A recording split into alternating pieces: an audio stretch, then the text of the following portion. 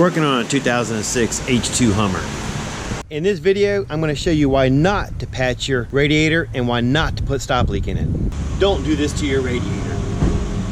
So the customer's riding down the road and all of a sudden he hears BAM!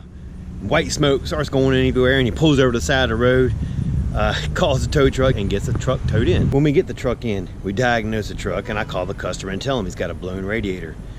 Customer tells me, no, that can't be so. I just repaired the radiator. Come to find out, his radiator sprung a leak on the tank.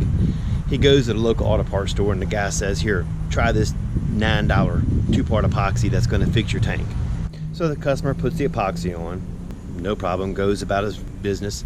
A couple of days later, this happens. I understand he was trying to save $1, but in the long run it cost him. Broke down the side of the interstate with his family, had to wait for a tow truck. Pay for a tow truck if you don't have insurance, then get it to me just to find out what he fixed is broken again. But patching up your plastic tank is not worth it. Nowadays you can get these radiators for $99 and up. His particular radiator costs $127 with a lifetime warranty. Now I've done videos in the past about why not to use stop leak in your radiator, and I'll put a link up there so you can check it out later. I hope you guys enjoyed the video and stay cool this summer.